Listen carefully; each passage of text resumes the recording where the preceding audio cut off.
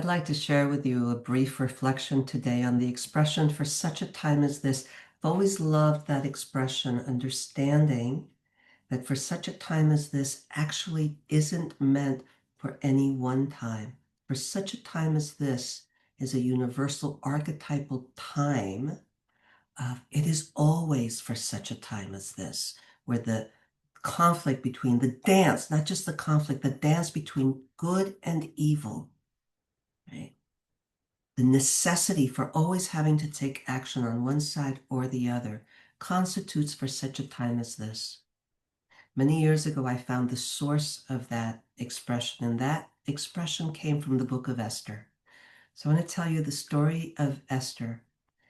And I want to tell you also that for so many years, I just loved Esther, who was probably 14 at the time of the story, who did the right thing to save her people. And then I reread the story. So I'll share with you the story first, and then I'll tell you what I recognize today that I hadn't understood until now. So, um, Esther.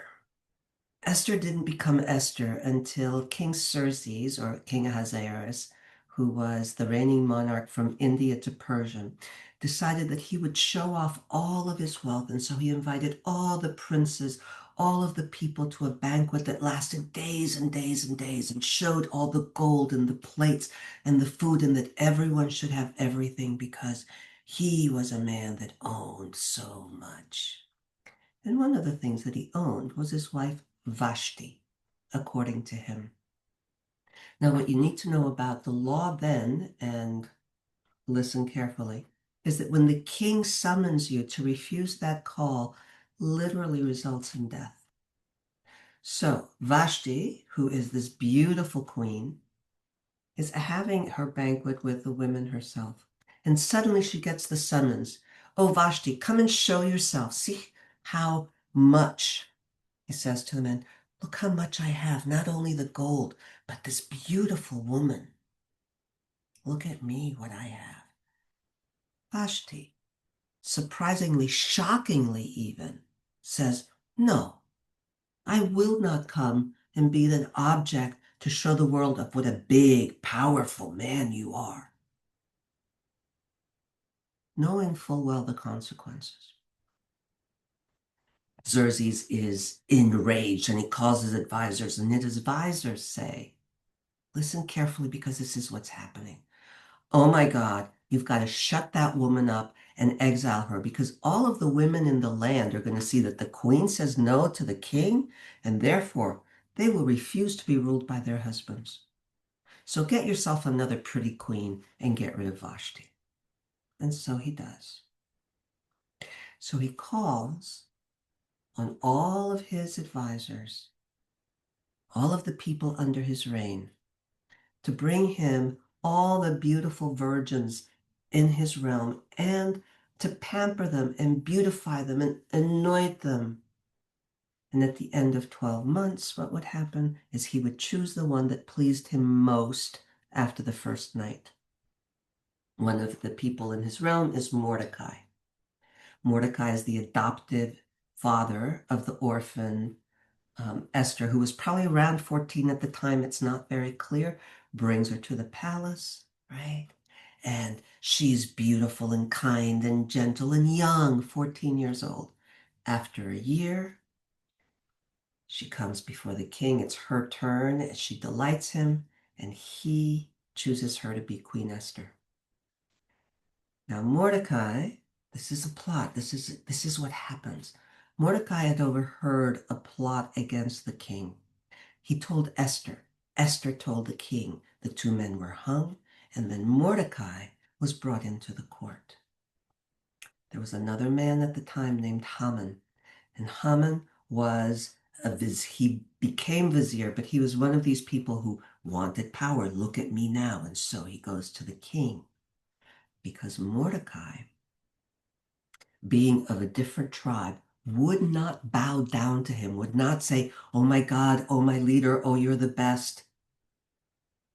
And so Haman, what he does is he makes a plan to kill and destroy all the Jewish people in the entire realm, all of them, man, woman, children, take all their goods, no expense spared. And the king, not knowing anything better, because Haman says, hey, these people don't follow your rules. They don't respect you. Oh, they're your enemies. All right, kill them all. What do I care? Mordecai, the letters go out. The letters go out to the whole kingdom on horses faster than lightning. Kill all the Jews in the whole province. But they have a couple of months or a year, it's unclear there, to prepare to be killed off, to be annihilated, to be erased from history. Okay? During this time, Mordecai is in grief and mourning and in sackcloth because his people are going to be eradicated for no reason at all except that this guy hates him. So he says to Esther, Esther, you have to do something. And Esther says, but what can I do? If I go to the king without being summoned, I'll get killed. And this is what he says to her. He says, oh, do not think to yourself that in the king's palace you will escape any more than all the other Jews. For if you keep silent, relief and deliverance will rise from the Jews, for the Jews, from another place. But you and your father's house will perish. And who knows whether you have not come to the kingdom for such a time as this? So she goes to the king. Haman is hung. The Jews are saved.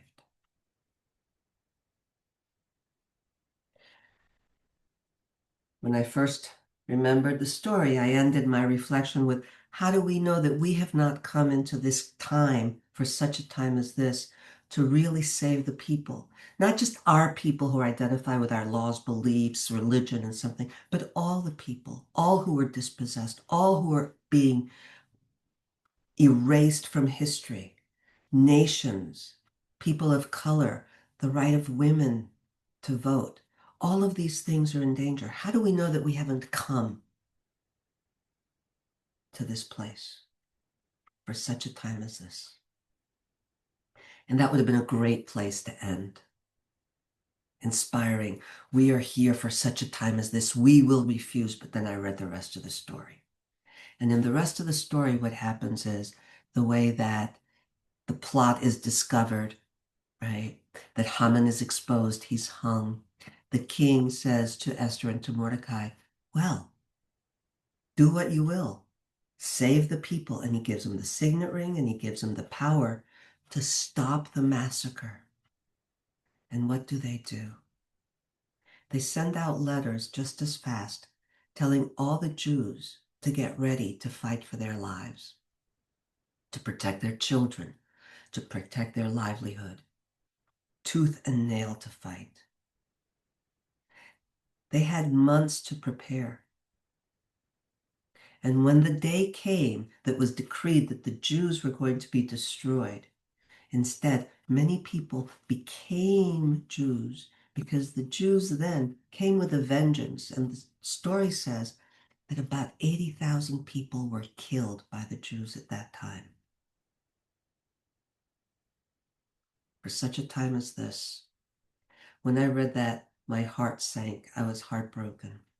Because while we have to, like Vashti, say no, but we have to, like Esther at 14, had the courage to go and say, even at the risk of death, I will not be silent to save all the people who are threatened with extinction. We must be very, very careful not to become the oppressors. We have the time. We must take the time to respond, to save the people in a way that we do not become the perpetrators of violence, hate, separation, and division. I would like to be able to tell you that I know how to do it, but I don't. But what I do know, it is incumbent on each one of us to be aware of that we must choose a strong no and then follow through so that we don't become the perpetrators. For such a time as this, I hope that we may all rise to whatever it is calling for us to do with integrity, with authenticity, and with certainty that indeed we are made for such a time as this. Thank you for listening.